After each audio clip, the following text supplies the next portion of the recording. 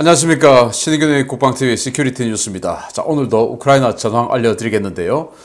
정말 대단합니다. 우크라이나가 러시아군으로부터 노획한 이 전차, 그 중에서도 노획한 전차들 중에서도 또 이 하이급이 있고 로우급이 있죠. 그러니까 뭐 T-71을 로우급으로 보고 T-80U 또는 T-80BVM 이런 것들을 하이급으로 본다면 이 하이급 전차로만 이루어진 부대를 편성한 우크라이나 여단이 등장했는데 그게 아주 우크라이나에선 최강의 부대랍니다. 우리 한국군으로 치면 뭐 다른 부대 출신들 조금 기분 나쁘실 수 있겠지만 지금으로 치면 11사단, 과거에는 20사단 또는 수기사, 명호부대죠.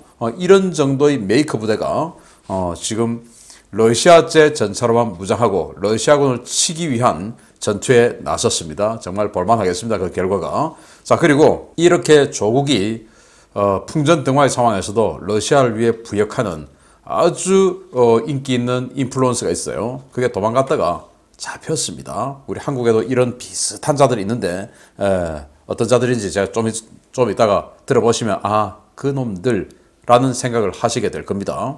그리고 지금 많은 분들이 걱정하시죠. 지금 서방에서 아주 많은 무기가 우크라이나로 들어가고 있는데 그 일부 주장처럼 진짜 중간에 가다가 다 끊어지는 건가? 그런데 미 국방부가 공식 확인했습니다. 그 무기들이 어떻게 되고 있다는 거 공식 확인했는데 보겠습니다. 신인규 국방TV 계속 구독, 알림, 좋아요 눌러주십시오. 우리나라에서도 인류 역사상 최악의 독재자를 위인으로 추앙하며 찬양하는 사람들이 활개치고 있는 것처럼 어느 나라에나 도덕과 상식에 기반을 둔 사고체계에서 많이 벗어난 사람들이 꼭 있기 마련입니다. 부차 학살 등 러시아의 전범 행위를 두둔하며 국제사회의 공분을 샀던 인물이 스페인에서 체포됐다는 소식입니다.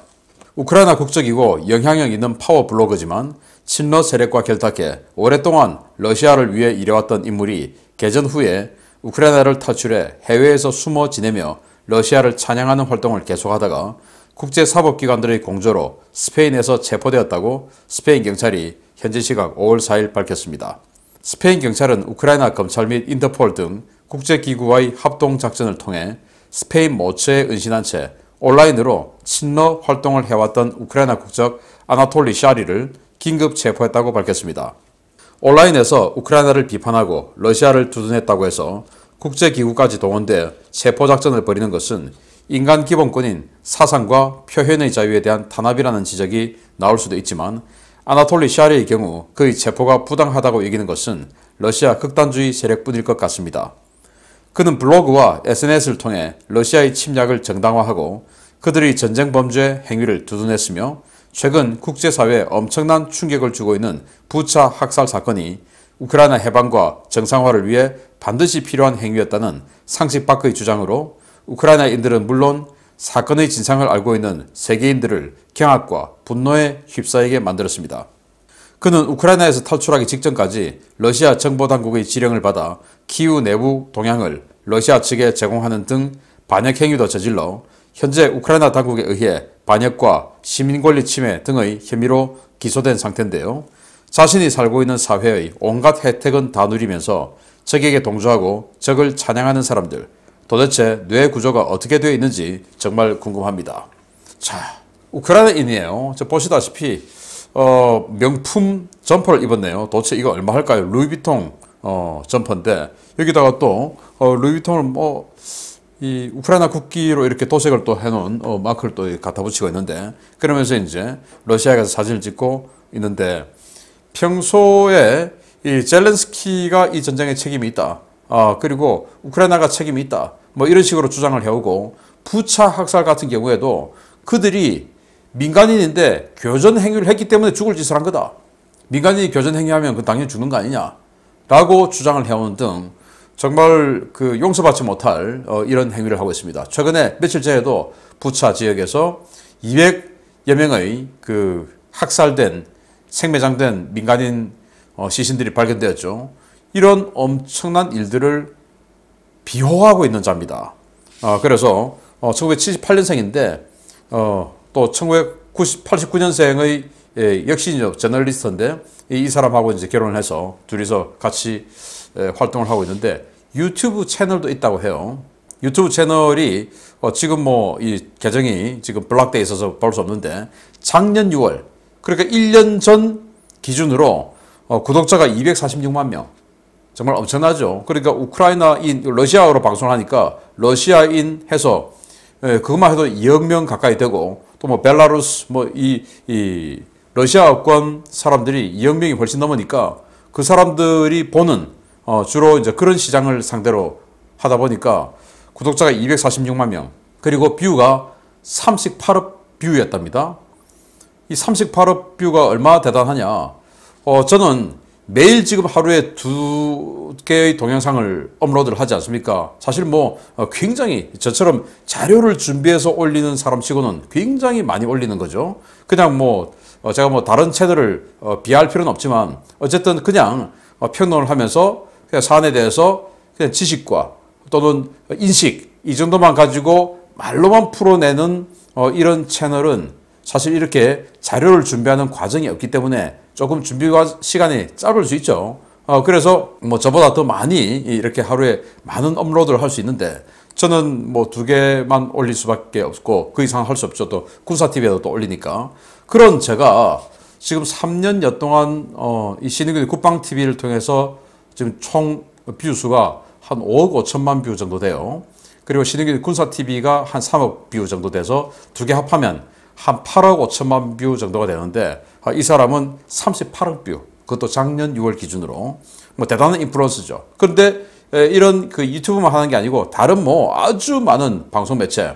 제가 이 사람 보면서 우리나라에 주모 씨, 김모 씨, 좀 아주 뭐 지저분하게 생긴 수염도 이렇게 있고 뭐 여하튼 그런 자들하고 좀 비슷한 자들 아니냐. 조국을 부정하고 그리고 중국이나 북한 같은 이런 데를 흠모하는 듯한 이런 느낌을 주는 자들이 굉장히 많은데 마치 그런 행위를 한 것이 아니냐. 근데 이 사람의 제목이 뭐냐. 반역 그리고 인종적, 민족적 증오심 조장 행위.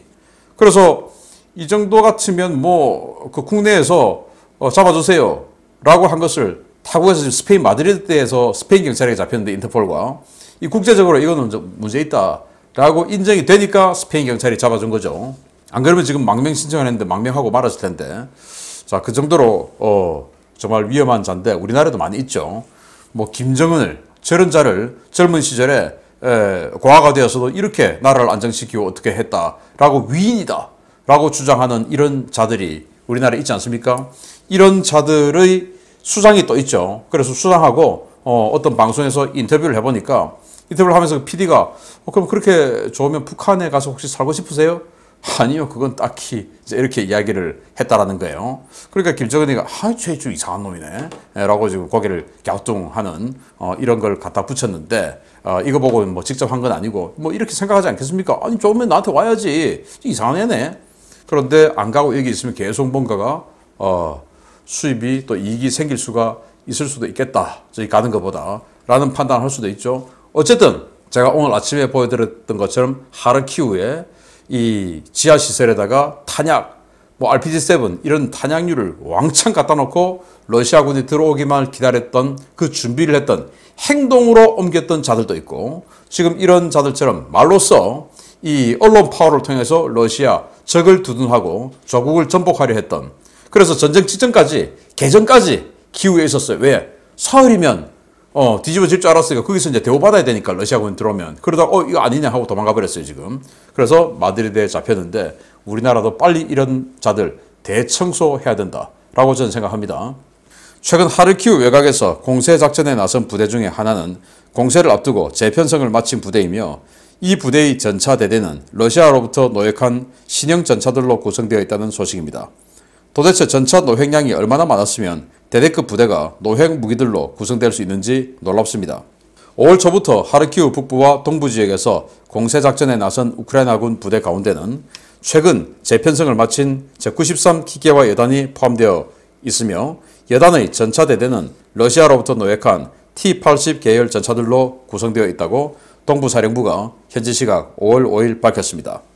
동부사령부는 주포를 쏘고 있는 T-80 전차 몇 대의 사진을 공개하며 해당 사진은 하르키우 외곽에서 공세 작전 중인 제93 기계화 여단의 전차대대 소속이며 이들은 모두 러시아로부터 노획한 장비들이라고 밝혔습니다.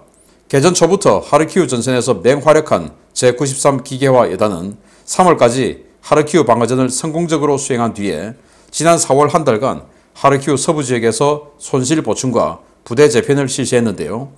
이 부대는 과거 쿠르스크 전투에서 활약한 제93 근위 소총 사단을 모체로 개편된 만큼 사단에 준하는 수준의 전력을 보유하고 있습니다. 여단에는 BMP 계열 장갑차로 무장한 3개의 기계화 대대와 BTR 계열 장갑차로 무장한 1개 차량화 보병대대, 1개 전차대대 등 5개의 기동부대와 자주포 2개 대대, 계림포 1개 대대, 다련장 로켓 1개 대대 등을 갖춘 별도의 포병단을 보유하고 있습니다. 이와 별개로 여단 직할로 방공대대와 정찰중대, 저격중대, 정비와 공병, 병참대대 등 사단에 붙을 만한 지원부대를 갖추어 2014년 이래 돈바스 전쟁 내내 돈바스 지역 최강의 부대로 평가받아 왔습니다.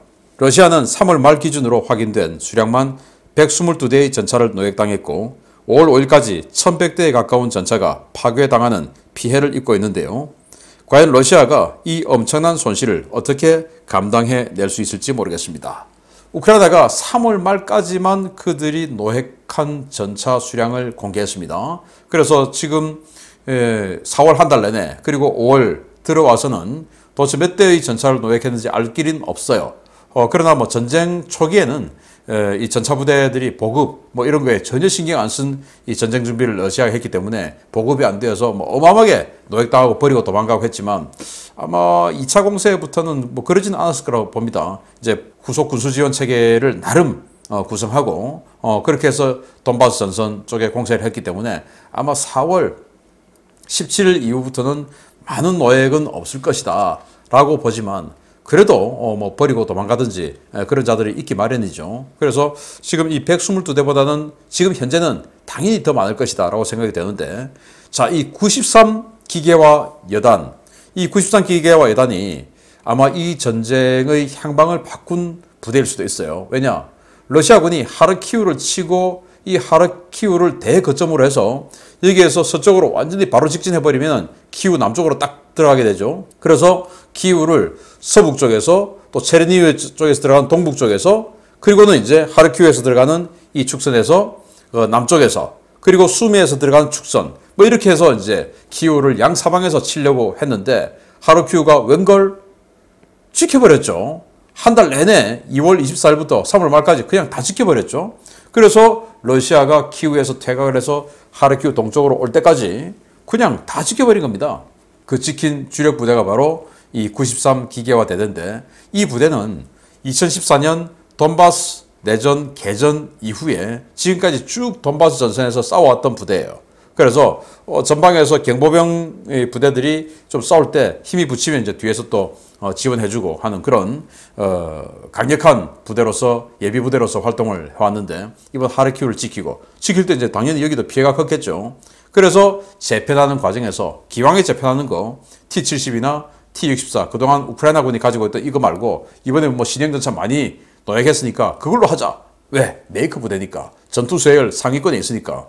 우리 한국군도 최신 전차 K2 딱 들어오면 이 사단 전투 수혜율에 따라서 장비 지원 우선순위가 있지 않습니까? 지금으로서는 24단 사라졌으니까 원래는 24단이었는데 11사단, 뭐 그 다음에 8사단, 그리고 수도 기계화 사단 뭐 이런 식으로 이제 순서가 딱 정해져 있죠. 그래서 여기가 그 최상층에 있는 우리로 치면 뭐 11사단 정도의 위상을 갖는 그런 부대가 아니냐. 그러니까 지금 T-80과 T-80 BVM으로만 구성된 이런 전차를 받아서 완편을 했는데 이 여단이 얼마나 대단하냐. 제가 아까 편지를 불러드렸는데 5개 전투대대가 있죠. 1개 전차대대와 3개 궤도식 보병 전투 장갑차 대대 그리고 1개 차륜형 보병 전투 장갑차 대대 해서 5개 전투 대대가 있고 그리고 이제 이걸 지원하는 부대들이 쫙 있는데 그 중에서 우리 사단으로 치면 사단 수색대대가 사단의 특수부대 아닙니까? 여기는 정찰 중대, 저격 중대, 저격 중대는 아마 적의 전차가 온 것을 뭐 저격총으로 저격하는 게 아니고 대전차 무기로 방어하는 이런 대전차 중대로 봅니다. 이런 그 지원 부대가 대대급으로 있고 중대가 2개 있으니까 그리고 포병이 우리 1개 사단에 포병대대가 3개 있지 않습니까? 여기는 포병대대가 4개. 엄청나죠? 우리 한국군 사단 포병보다 더 많아요. 그래서 전투대대는 우리 한국군 사단보다 4개가 적지만 이 포병이 1개가 더 많고 대대가 그래서 우리 한국군 사단 한 10,000명에서 12,000명. 그런데 여기는 아마도 한 7,000명 정도는 되지 않을까라는 엄청난 규모의 부대인데 이게 지금 하르키우에서 러시아제 하이급 전차로 재무장을 하고 러시아를 치러 지금 나섰고 상당한 성과를 올리고 있다고 하죠. 그래서 계속 여러분들께 이런 부대들의 활약상을 전달해 드리도록 하겠습니다. 자, 그러면서 도대체 서방제 전차들, 서방제 야포들 언제 오는 거야? 근데 제대로 가긴 가는 거야? 그리고 그거 제대로 못 간다 라고 주장한 사람도 있죠. 우리 국내에도. 그거 미 국방부에서 공식 확인해 줬습니다. 보겠습니다. 지난 4월 말부터 러시아의 장거리 타격 자산은 우크라이나 서부와 중부 지역의 물류 인프라에 집중되고 있습니다. 서방에서 지원한 무기가 전선으로 도착하는 것을 막기 위함인데요. 미사일 한 발 한 발이 너무도 귀한 러시아의 이 같은 노력, 부질없는 짓이었습니다. 러시아가 최근 우크라이나의 철도와 역사, 변전소, 물류 허브 등 물류 인프라에 대한 집중적인 공격을 퍼붓고 있으며 이는 우크라이나군의 재건을 막기 위한 시도지만 우크라이나군에 무기가 전달되는데 별다른 영향을 미치지 못하고 있다고 미 국방부가 밝혔습니다. 존 커비 미 국방부 대변인은 현지 시각 5월 5일 정례 브리핑에서 러시아인들은 미국을 비롯한 서방 세계가 우크라이나에 제공하는 지원품들이 우크라이나의 손에 들어가지 못하도록 물류 인프라에 대한 집중적인 공격을 가하고 있다. 라며 우리는 우리가 제공하는 무기와 물자들이 우크라이나에 무사히 인도되고 있는 것을 확인하고 있으며 러시아의 공격은 이러한 물자 지원에 별 영향을 미치지 못하고 있다 라고 밝혔습니다. 존 커비 대변인은 또 미국은 우크라이나에 점점 더 치명적인 품목들을 지원하고 있으며 전달 방식도 다변화되고 있다 라며 미국뿐만 아니라 다른 서방 파트너들 역시 원조 물자들을 우크라이나에 안전하게 전달하기 위한 다양한 루트와 운송 수단을 가지고 있다 라고 강조했습니다. 미국의 이 같은 발언은 최근 러시아 선전 매체들과 극성 친러 성향 인플루언서들의 왜곡된 주장에 대한 반박인데요. 이들은 러시아의 우크라이나 물류 인프라 파괴 작전이 매우 성공적으로 진행되고 있으며 대부분의 서방제 무기들은 우크라이나군의 손에 들어가기도 전에 파괴되고 있다는 주장들을 내놓고 있습니다. 그러나 군사 전문가들은 애초에 러시아가 서방 국가들의 우크라이나 구호품 전달을 차단하는 것은 현실적으로 불가능하다고 전쟁 초부터 지적해 왔습니다.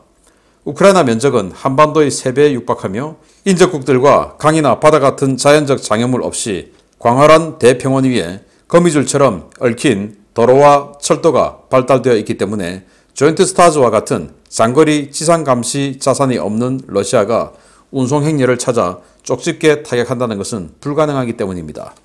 그럼에도 불구하고 러시아는 집요하게 우크라이나 서부의 철도 허브와 교량 등을 중심으로 물류 인프라 파괴를 위한 공세를 점점 더 강화하고 있는데요. 몇 시간이면 복구될 공격에 수백만 달러짜리 미사일을 낭비하는 러시아. 이제 이성을 좀 찾기 바랍니다. 그래서 국방부 대변인이 지금 당신네들이 우리가 지원하는 물자들, 무기들이 도대체 전방에 최전선에 배치되고 있느냐라는 것에 의구심을 가지는데 아무 문제 없다. 우리는 최종 배달 수친 확인까지 하고 있다. 라고 이야기를 하면서 자, 지도를 한번 보세요. 라고 하는 것이죠. 우리 한반도, 즉 남북한 다 합친 것. 우리 남한 땅보다 북한 땅이 조금 더 크죠. 다 합친 게 한 22만 평방제곱미터 정도 되는데 남한이 한 10만 제곱미터, 제곱킬로미터, 북한이 한 12만 제곱킬로미터 정도 되죠. 그거 다 합친 것보다 3배 정도. 얼마나 큽니까? 그걸 어떻게 쪽집게 타격하겠습니까? 러시아가 조인트 스타즈 같은 지상 감시 정찰기가 없는데 할 수 없죠. 그래서 이게 철도망이에요. 철도망인데 자, 아주 상식적으로 여기 르비우가 있습니다. 그러면 이 르비우에서 지금 많은 서방 물자들이 여기에 집결을 한다고 하니까 그럼 이 르비우에서 동쪽으로 가는 이 철도의 교량 이런 것들만 끊으면은 못 가겠네? 라고 생각할 수 있죠. 그런데 제가 우크라이나라면 바보가 아닌 이상 이 동쪽 철도를 저는 안 타겠습니다. 일단 서남쪽으로 가는 이 철도를 탔다가 다시 꺾고 또는 북쪽으로 가는 이 철도를 타다가 다시 꺾고 이런 식으로 해서 마치 사다리 타기 하듯이 이렇게 철도를 타지 뭐하러 최단거리, 뭐 이쪽으로 가면 최단거리죠. 그러나 그 최단거리는 당연히 러시아가 타격할 것이기 때문에 뭐 그렇게 할 것이고, 또 이게 또 도로망입니다. 이걸 어떻게 다 끊겠습니까? 그래서 도로망도 마찬가지로 이거 뭐 최단거리로 달리면, 이 고속도로 타고 최단거리로 달리면 좋죠. 그러나 그렇게 하면 바보죠. 그래서 뒤로 갔다가 다시 밑으로 꺾었다가 위로 올라갔다가 이런 식으로 해서 가는 것이 너무나 당연하지 않습니까? 그리고 철도 같은 경우는 한번 끊으면 이거 복구하는데 그래도 하루 이틀, 예를 들어 교량 같은 거 끊으면 뭐 좀 피곤하겠죠. 그런데 이 도로 이거 끊어봐야 옆으로 그냥 우회하면 됩니다. 이 도로 같은 경우는 평원이니까. 그래서 이걸 어떻게 다 해결하겠습니까?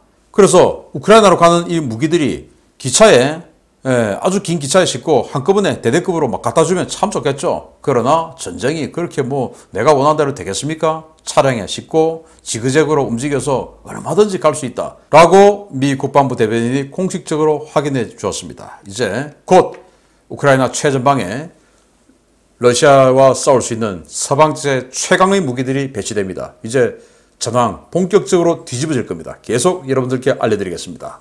감사합니다.